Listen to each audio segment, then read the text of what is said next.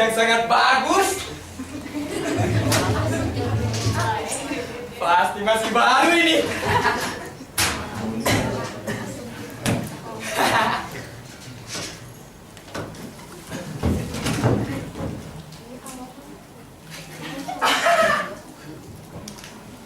Lampu tamangannya jelek. Lampunya beda.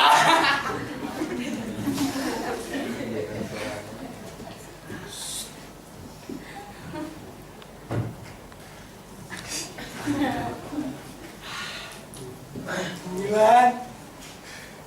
Bulan.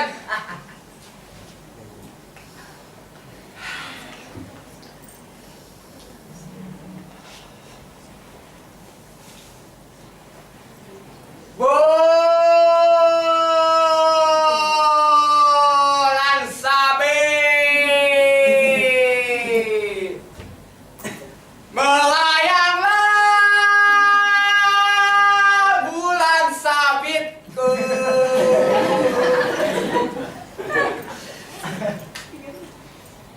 Melayang seperti malam, seperti malam, melayangkan pikiranku. Diam.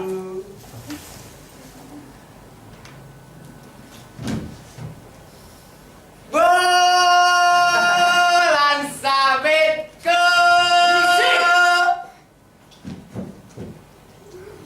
bulan sabitku.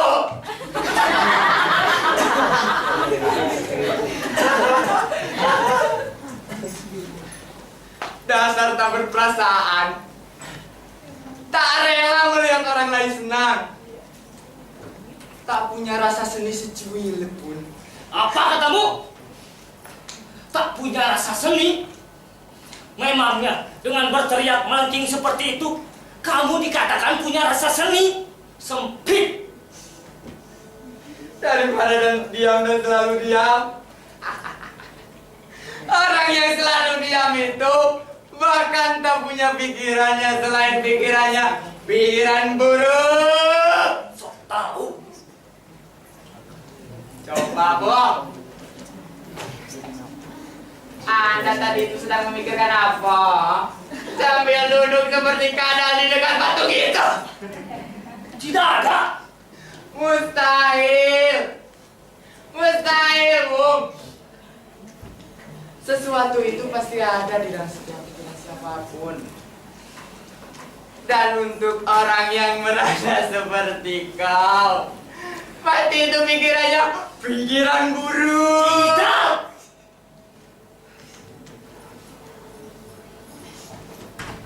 Kalau memang Anda sedang tidak memikirkan apa-apa, kenapa Anda harus terganggu tadi? Aku sedang memikirkan bagaimana caranya agar aku bisa membunuh. Nah, itu dia. Membunuh. Dengarkan saudara-saudara, dia mau membunuh. Membunuh siapa? Membunuh kamu. Anda membunuh saya? Benar-benar labil.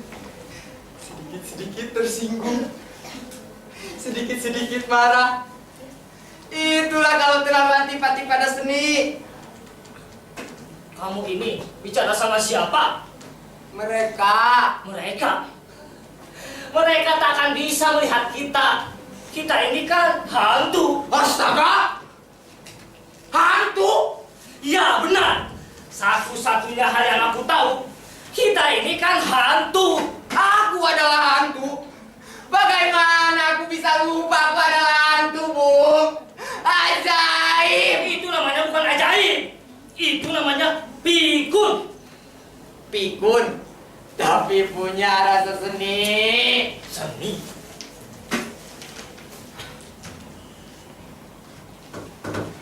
bulan. Bulan.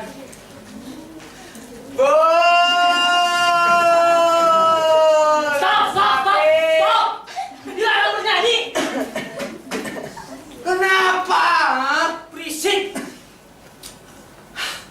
Kenapa Anda larang saya dilarang bernyanyi, ya? Itu melanggar hak. Apa itu hak? Hak asasi hantu. Sudahlah. Aku merasa terganggu kalau kamu melengking-lengking seperti itu. Aku ini kan sedang berpikir. Pati pikirannya kriminal terus. Apa maksudmu? Ya, pikiran yang selalu menyertai sikap arogan, yang tak pernah menghargai kebebasan berekspresi seseorang. Itu namanya pikirannya kriminal terus. Bah, Coba, Bung. Saya akan bertanya satu kali lagi. Anda itu sebenarnya sedang memikirkan apa? kenapa saya menjadi hantu? Kenapa tertawa? Aku dulu tidak pernah bercita-cita menjadi hantu. Aku bercita-cita kalau tidak jadi dokter, ya jadi insinyur atau jadi guru olahraga. Lalu, Itu yang sedang kupikirkan. Aku malah menjadi sarjana tentara. Kenapa lagi? cara. Aku ini bukan tentara biasa. Pada zaman dahulu, kita harus menjadi bagian revolusi. Kalau tidak mau, kita harus memotong tangan dan kakimu, biar tidak ada yang mengajak. Aku juga tidak tahu awalnya. Tiba-tiba saja aku ada di hutan, di medan gerilya. Lalu, Aku lupa. Yang aku ingat hanya ledakan besar terjadi di pantatku.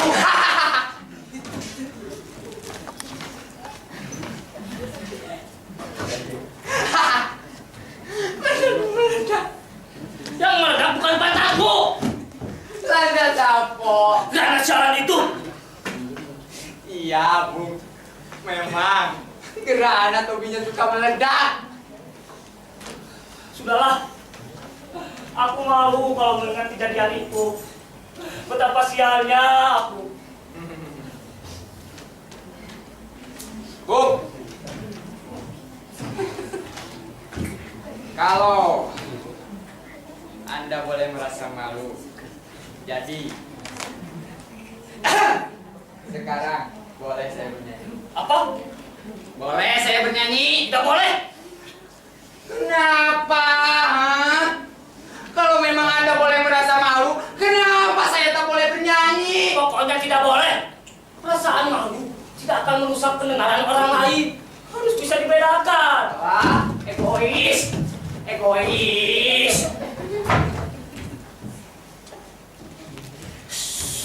Pak, Ada yang datang. apa peduliku?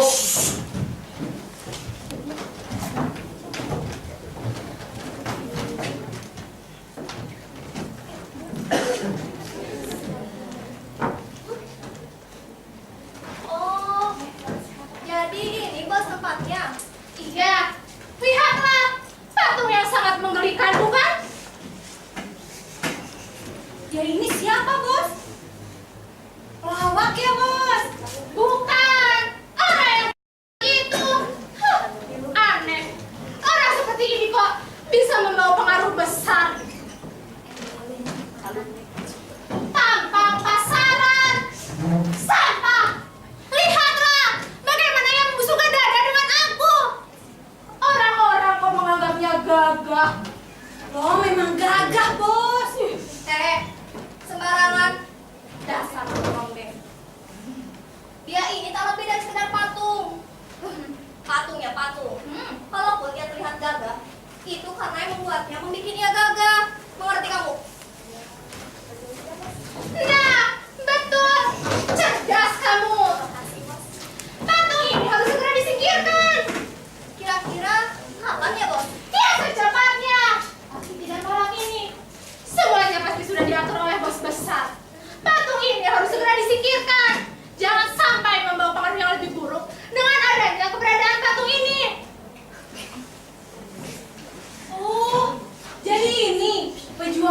revolusi terkenal itu, Bos.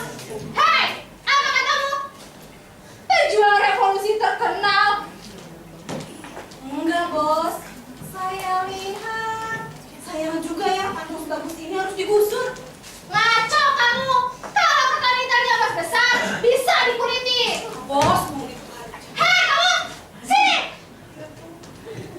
Puas kamu. Goblok! Ngomong seperti itu termasuk kejahatan tingkat kedua.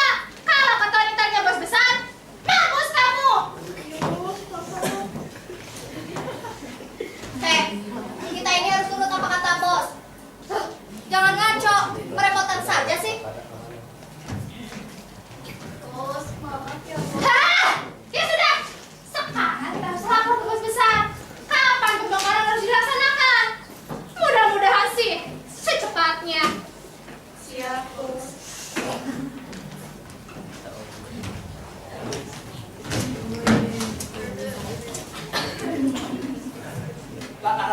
Lapor. Pembongkaran patung itu harus segera dilaksanakan. Iya memang begitu. Ini loh, maksud kedatangan kami ke sini untuk melaporkan bahwa bos besar ingin melaksanakan pembongkaran patung secepatnya. Ya, tapi kapan? Kalau tidak malam ini, ya besok hari. Secepatnya, kalau tidak malam ini ya besok hari. Ya, tapi bagaimana dengan alatnya? Siapkan saja. Urus saja oleh kalian, bos besar tidak mau tahu, semuanya harus beres. Ya, laksanakan. Siap. Laporan selesai. Ayo.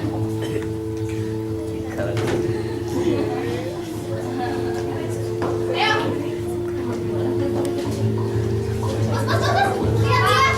Hei, kamu! Ngapain?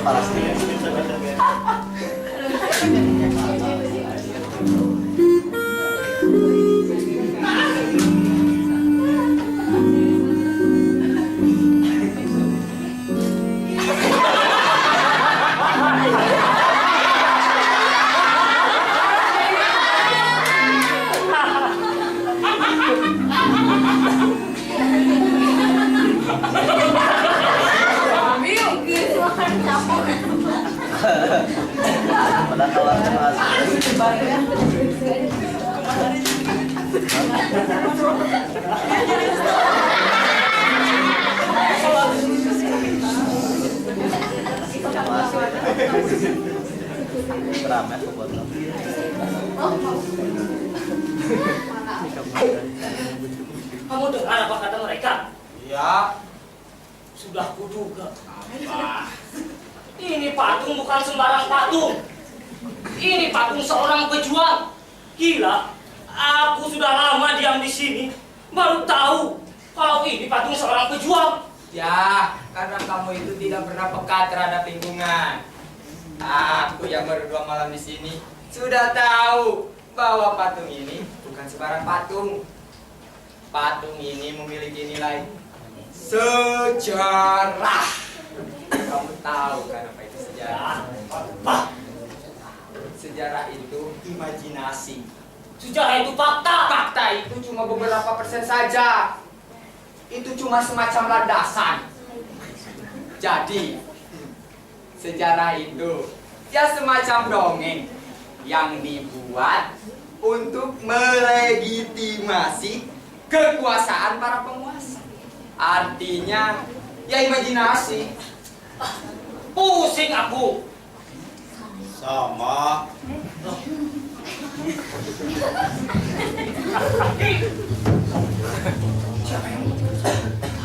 Saya. Emangnya kenapa? Boleh dong sekali-kali ikut ngomong. Seperti maju. Memang ada patung. Jangan-jangan ada dong. Kamu harus sopan.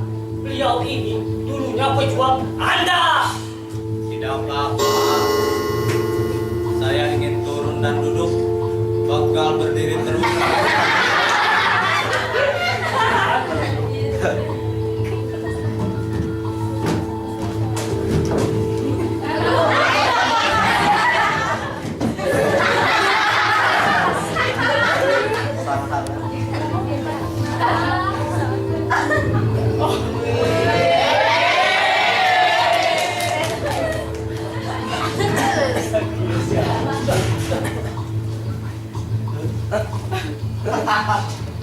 Telinga semua orang masa kini telah dijejali oleh penguasa bahwa saya adalah penjahat, seorang yang berbahaya.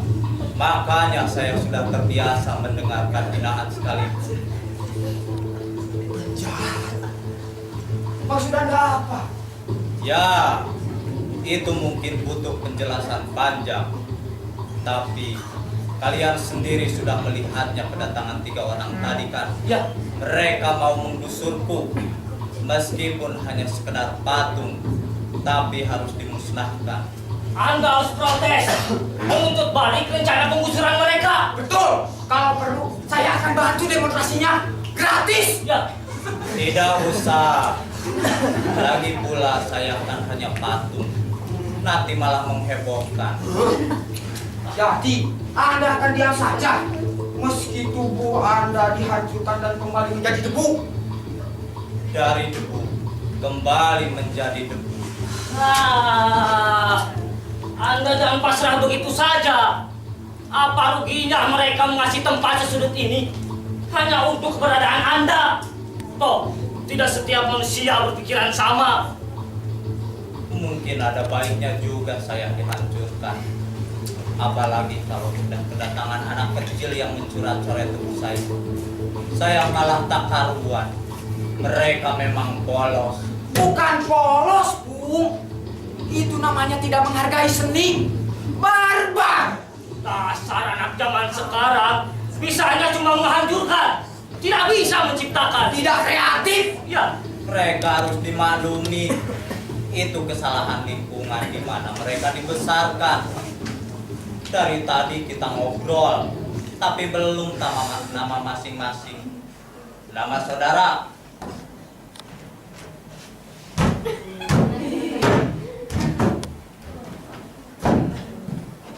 perkenalkan, nama saya Jojo. Kenapa tertawa? Tentara kok namanya Jojo.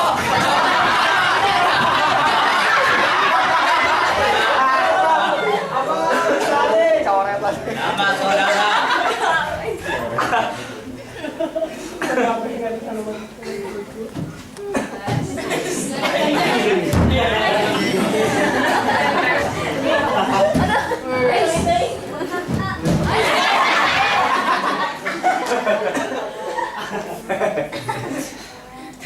Perkenalkan, nama saya Bode.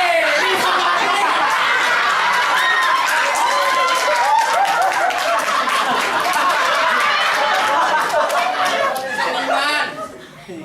Baru 2 malam jadi hantu. Masih fresh. Saya bisa melihat.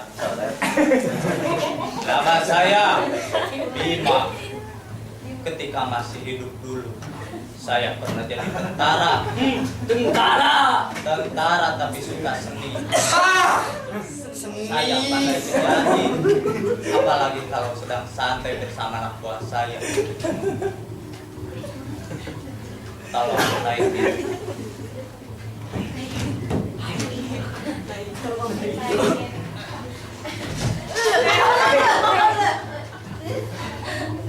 Negeriku dalam pelukan biang lala.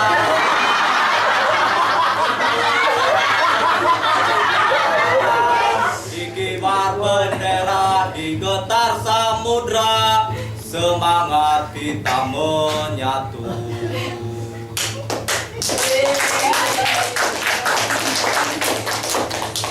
Maaf, saya begitu spontan.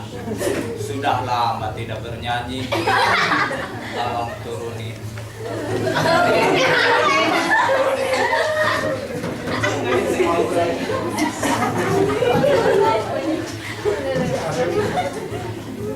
Tidak apa-apa Bunda. Sebenarnya saya juga suka bernyanyi. Tapi sayangnya saya suka dilarang sama tuh yang satu itu tuh. Lagu itu apa? Aku mengenal lagu itu. Itu satu-satunya lagu ciptaan saya. Judulnya Negeri. Negeriku.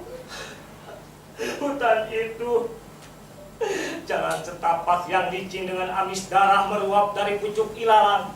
Suara letusan terdengar dari kejauhan. Aku mencium lagi bau mesiu, mendengar lagi sayap beri penghabisan. Lagu itu mengingatkanku. Aku tahu seseorang telah mati. Mati oleh peluru kekuasaan yang ditembakkan oleh lengan saudara sendiri. Mati. Seseorang lagi mati dan aku menunggu dengan popor bedil berpeluh. Ketika aku sedang merindukan jasad dengan luka menganga di dada, oh, ledakan besar terjadi di pantatku.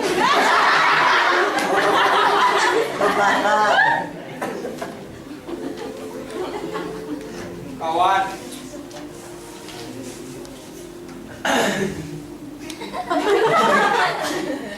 kata-katamu itu sangat bernilai sastra.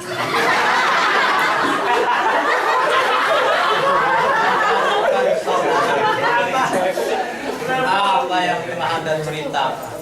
Revolusi telah merenggut semuanya, termasuk saya.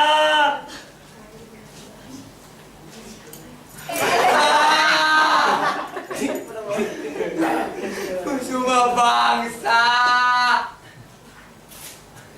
Sepertinya ada perasaan aneh. Kenapa saya kembali diingatkan di mana detik-detik saya mati? Satu hal yang tak pernah bisa kuingat sebelumnya. Lagu itu penyebabnya. Ya, saya sering menyanyikan bila sedang di hutan, di sela-sela pertempuran, di bawah rindang pohon, di antara lapar dan dahaga, di antara luka yang menganga di dada. Ketika saya tertembak di sebuah pertempuran gerilya panjang, ia tersenyum seperti seorang membunuh seekor anjing yang meresahkan. Ia menembak saya saat saya lalu dengan itu saya nyanyikan perlahan.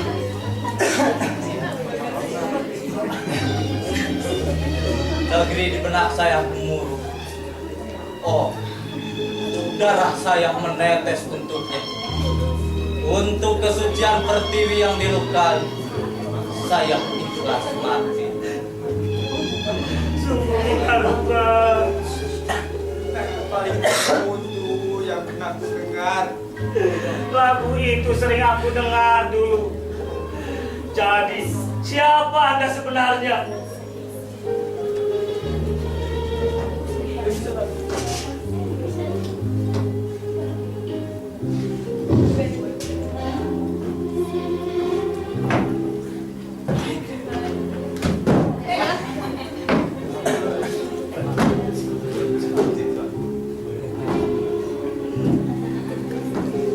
Saya Bima Sabda Langit.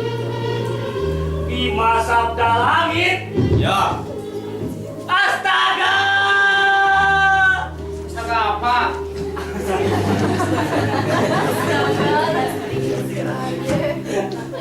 Bau banget.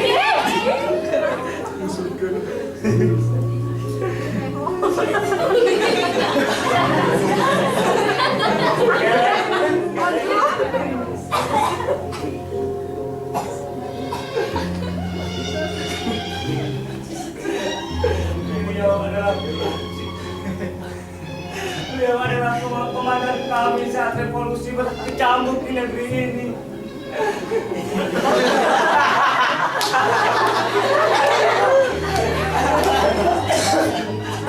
Ini sungguh peristiwa besar dan bersejarah. benarkah? Ini bukan sekedar kebenaran. Ini sekedar keajaiban. Sabda langit. Bima Sabda langit. Oh my god. Kebahagiaanku. Kamu jangan ikut campur. Jangan ikut campur katamu. Bagaimana bisa, Bu? Beliau itu adalah simbol perjuangan kami.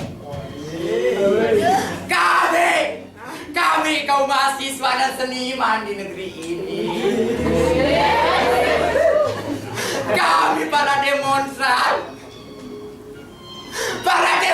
yang terus berjuang untuk menggulingkan rejim korup yang berkuasa dan pemerintahan yang tak berbudaya. Sebentar. Apa yang kalian pikirkan?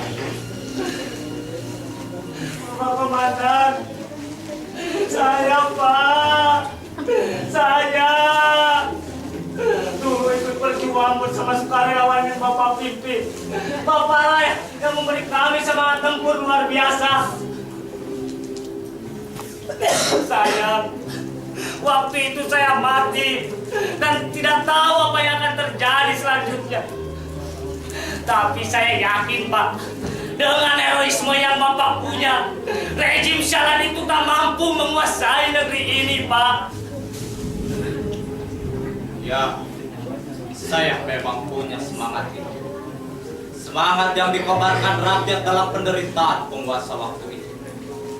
Ketika korupsi dan hukum merajalela, ketika mulut dibungkam dengan rentetan peluru, saya bangkit dan terus bangkit. Harus ada seorang yang mempunyai inisiatif. Harus ada seseorang yang menumbuhkan keberanian rakyat yang menyaris 90% bawah garis kemiskinan. Lalu memikirkan revolusi. Tapi itu hanya masalah. Saya sendiri kan hanya patung yang tak berarti apa-apa lagi selain sebagai memorabilia yang tersingkirkan. Tidak, Bung. Tidak. Anda itu simbol perjuangan kami.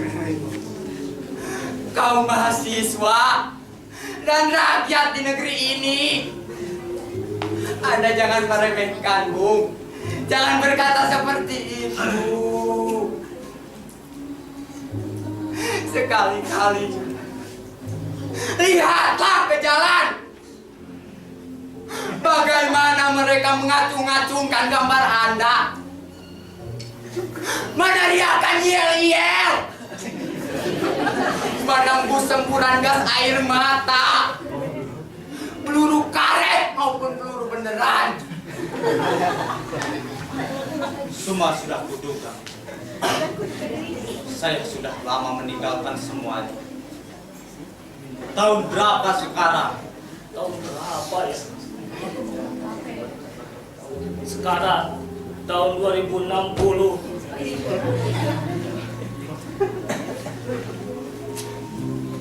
Sudah sekian lama pemerintahan menguasai. Setelah rejim yang Anda runtuhkan puluhan tahun lalu, Nyaris tidak ada satupun pemerintahan yang dapat bertahan lama. Selalu saja harus ditumbangkan dan dihancurkan. Negeri ini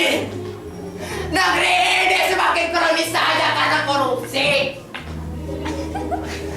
Bahkan pemerintahannya pun tidak pernah memberikan harapan apa-apa. Semua aset negara sudah habis. Sudah habis dikuasai negara asing karena hutang yang tak terbayar. Semua sudah kuduga. Anda harus kembali. Kami kaum hantu reformis, sisa-sisa kejayaan akan selalu ada di belakang Bapak. Takkan ada artinya kita tak lagi punya kekuatan. Saya sendiri kan hanya benda mati sebenarnya. Sesuatu yang diciptakan oleh cita rasa seni seseorang. Mana mungkin. Betul juga. Kita ini malah hantu. Pokoknya jangan lembek. Tapi kupikir mustahil. Aku ini tertembak di depan istana. Peluru itu beneran, bukan karet. Sialan. Tidak ada seseorang pun yang ditangkap dan dipenjarakan karena tragedi penembakan itu. Pokoknya kita harus buat gerakan yang lebih gila lagi. Ya. Kalau perlu, semua hantu di dunia kita kontak agar membantu perjuangan kita. Oh, solidaritas di antara kita kan sangat baik. Ketimbang semua omong kosong orang-orang yang tak berbudaya itu. Betul juga. Biar tidak sia-sia kematian kita. Kalaupun kita nanti ada dalam suatu perang, kita tidak akan mati lagi. Masa sudah jadi hantu, mati lagi? Jangan. Yang terjadi sekarang adalah tugasnya manusia. Manusia yang masih hidup dan mempunyai rasa kemanusiaan. Kita telah ambil bagian. Itu juga sudah cukup. Setidaknya aku akan mengkontak hantu-hantu lain. Sekarang Juga Pak. Beruntung hantu di negeri ini masih punya otak untuk berpikir. ayo, revolusi is my way.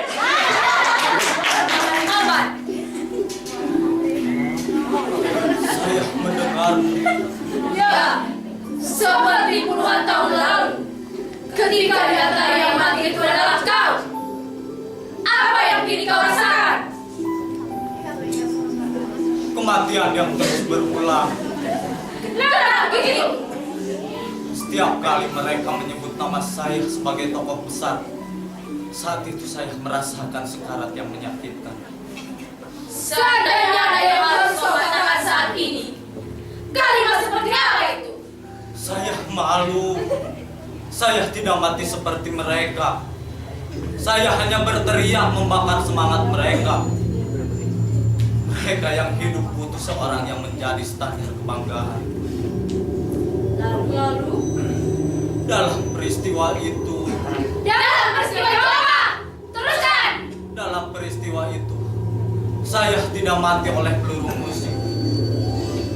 Ya Tuhan, betapa malunya saya. Terus, bagaimana? Saya bunuh diri. Ketika anak buah saya terus berusaha membalas dari yang kami anggap musuh, saya lari ke lembah dan saya menembak dada saya sendiri. Kenapa harus bunuh diri? Saya tak bisa menahan siksaan yang merada kesepian saya. Semakin hari, semakin ngeri membayangkan bagaimana rejim yang saya runtuhkan benar-benar runtuh. Saya tak punya jalan lain, tak mungkin menyerah. Korban sudah mencapai ribuan orang. Tapi, Revolusi itu kemudian berwujud kebenaran, bukan? Saya sudah mati ketika itu. Tapi kematianmu lah yang menyerahkan nyaris seorang orang. Mereka lalu bersatu Dan ketakutan itu terbukti. Saya melihatnya dalam kebisuan saya. Kemerdekaan yang kemudian disambut pesta perang itu lalu menyajikan kemabukan lain. mungkin ceritanya seperti itu. Kamu bunuh diri karena takut, karena meluntur dalam usia panjang. Kamu menembak dada. Satu hal yang jarang dilakukan oleh orang yang bunuh diri dengan pistol. Jadi, kamu sembunyi dalam kematian itu. Saya Kamu memang ingin mati muda. Bukankah seorang legenda harus selalu mati muda? Dan rasa takutmu muncul bila mengingat bahwa setelah kamu jadi penguasa, bukan tidak mungkin apa yang kamu lakukan akan diikut orang lain pada diri kamu, bukan? Karena yang sebuah kepastian, seluruh rakyat akan memilihmu menggantikan rezim yang memulingkan. Tuh, kamu sudah menjadi selebriti. Wajar setiap orang yang merasa terwakili oleh sosok gagah dengan kelantangan bicara. Tapi tentu saja akan ada sekelompok orang yang kecewa. Kamu merasakan itu karena tidak mungkin semua yang kau anggap musuh bisa kamu bunuh dan penjarakan. Apa kata dunia? Dan di kedalaman hatimu, kamu sebenarnya tak begitu yakin dengan tujuan sebuah revolusi. Kamu terlanjur menjadi simbol, menjadi lambang revolusi itu sendiri. Sedangkan yang punya simbol atau lambang itu seperti sebuah titik di tengah pusat gelombang, di tengah energi yang akan dengan rakus meredup segala yang ada pada dirimu tanpa sisa. kalaupun tak ada yang membenci saya memang patut diruntuhkan. Tapi namamu akan terus hidup. Namamu akan dibaca banyak orang. Meski suatu saat nanti pasti akan ada seseorang yang menyatakan kebenaran tentang dirimu, bahkan tentang bagaimana kematianmu. Dan itulah sebenarnya wujud ketakutan sekarang, kan? Saya tahu. Saya kenapa berhenti bicara? Bicaralah. Hei, di mana kalian? Kenapa berhenti bicara? Kenapa bicara dalam kegelapan? Mungkin ini salah satu hukuman atas apa yang kulakukan. Mayat-mayat itu, ketakutan itu. Tidak.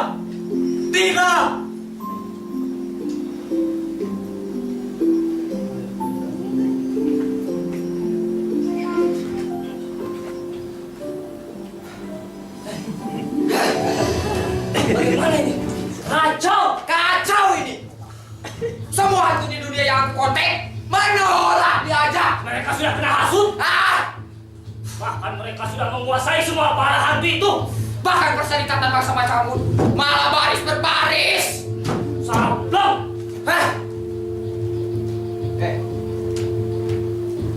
Apa? Apa salah, Pikun? Kita ini akan menemui Bima Sabdarani. Oh iya, maaf.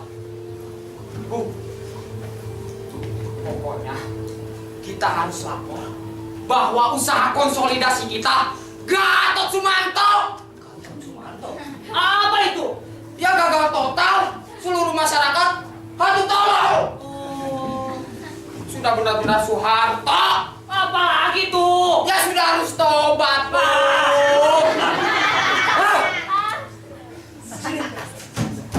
Di mana beliau ya? Ayo kita cari. Pak Pak Komandan. Pak Komandan. Saya datang mau lapor, Pak. Pak Komandan. Pak Komandan. Pak Komandan. Saya datang mau lapor, Pak. Pak Komandan. Pak Komandan. Pak Komandan. Di mana, Pak? Pak. Di mana?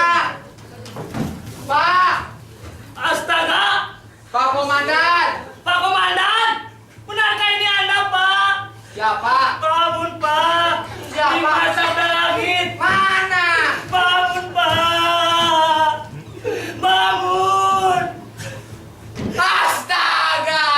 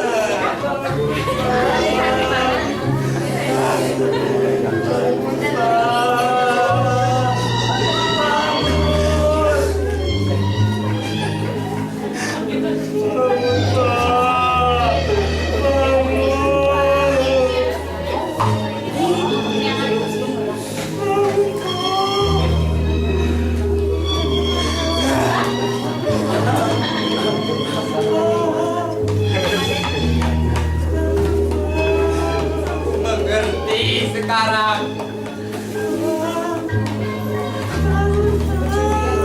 Benar-benar pejuang revolusi yang baik. Pejuang revolusi sejati.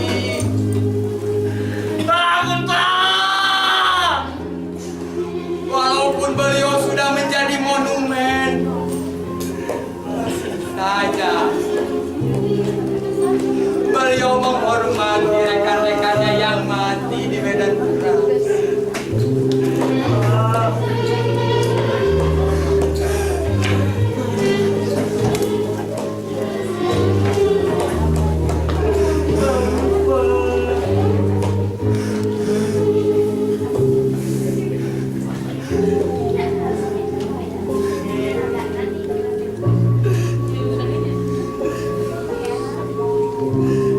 Ayo, kita beri penghormatan terakhir untuk beliau.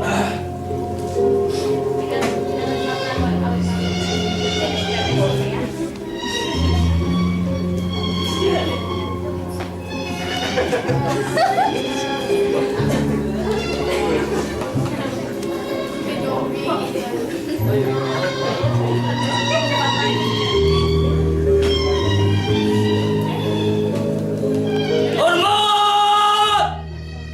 Siap!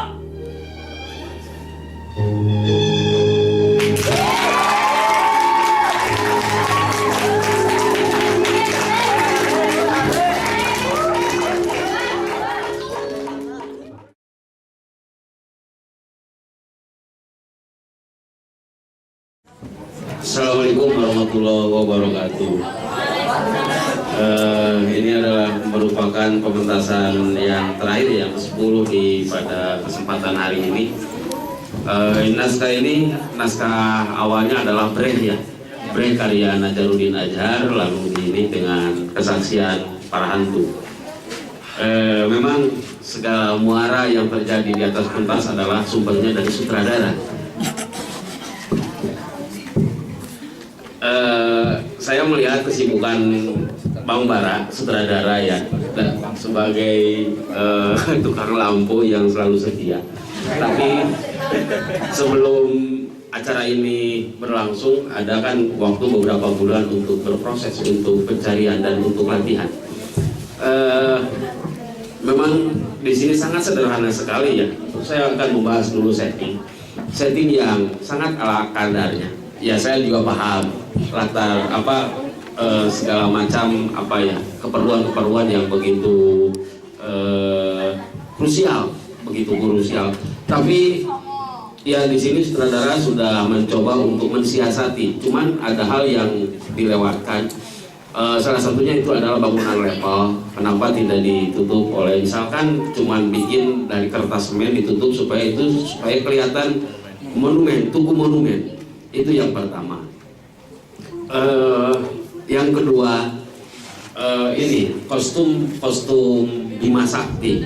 Ini kan zaman revolusi. Itu tentara zaman sekarang.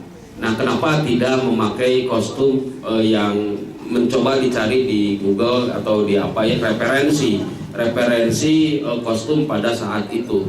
Seperti halnya misalkan contohnya Jenderal Sudirman kan tidak pakai baju tentara gitu ya, tidak pakai baju tentara, tapi dengan postur, dengan bahasa tubuh itu sudah menggambarkan.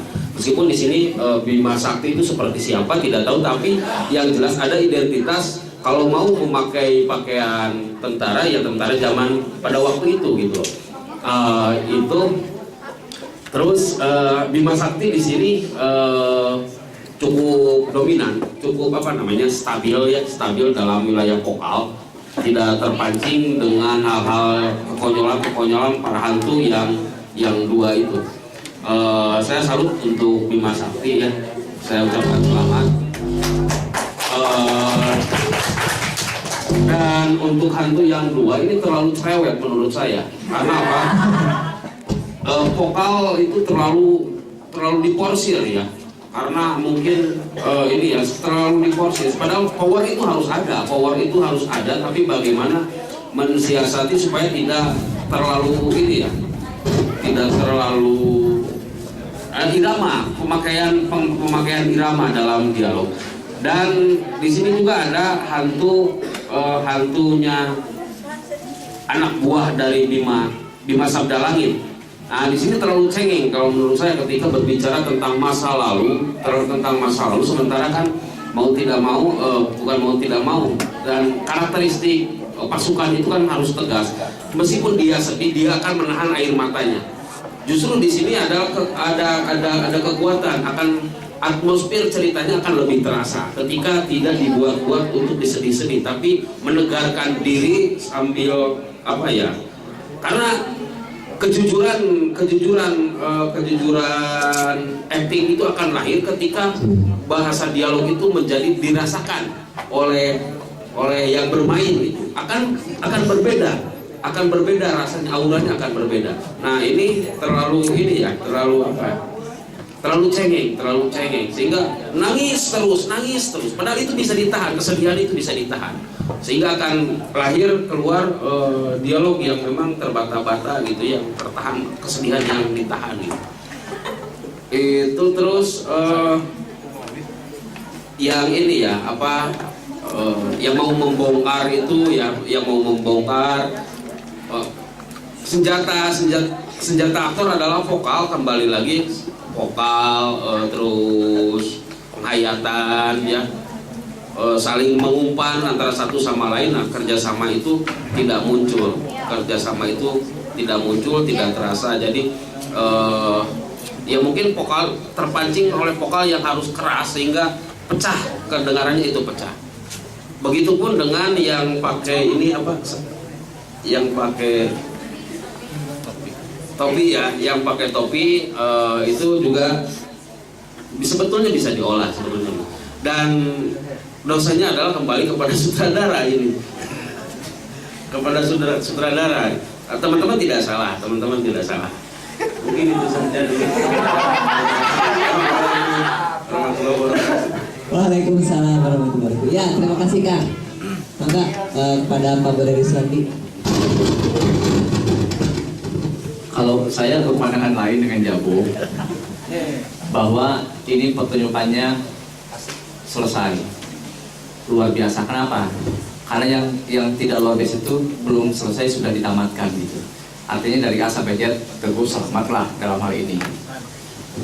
Misal kalau yang gagal menurut saya itu ketika pentas tengah-tengah caranya udahan gempur ya, udah gagal. Ini tahap pertama teman-teman sudah melewati tahap itu. Semuanya semua 10 kelompok yang tadi.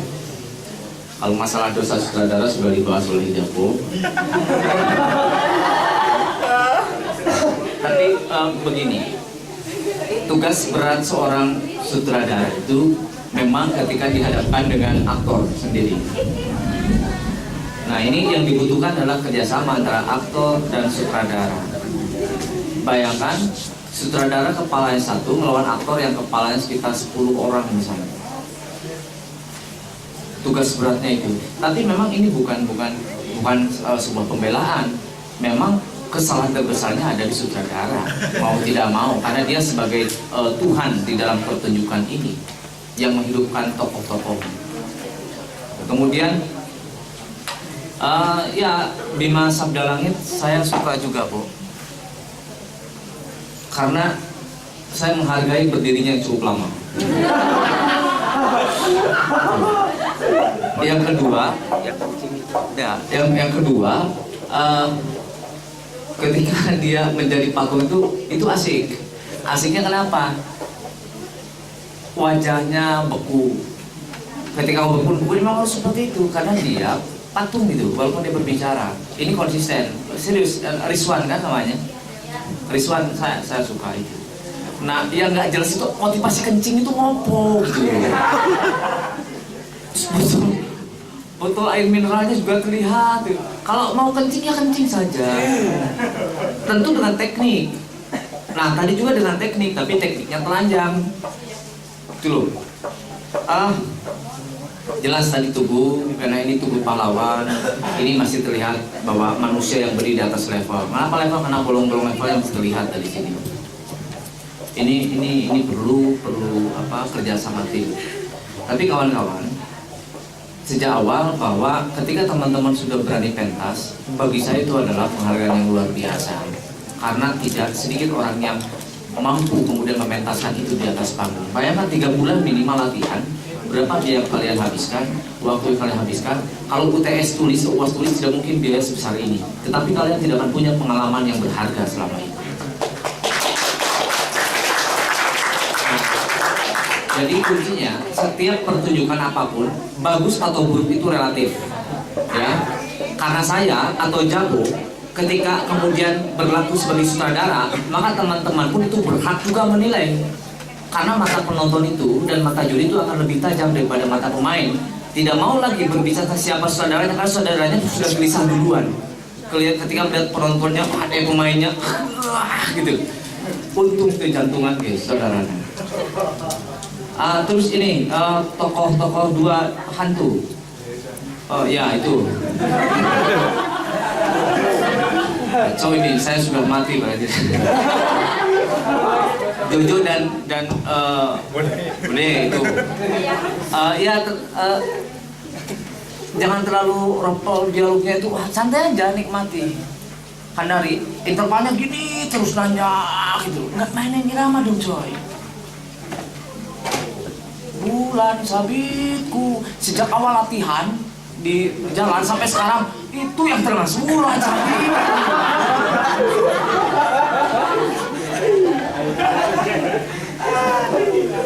Tapi momen, karena orang rektorat pun marah sebetulnya. Teman-teman di break atau kesaksian para hantu, saya ucapkan selamat. Jangan pernah lelah lah, bahwa hasil yang serius itu dibuktikan oleh proses yang serius, dan teman-teman juga sedang menuju proses yang serius itu. Terima kasih.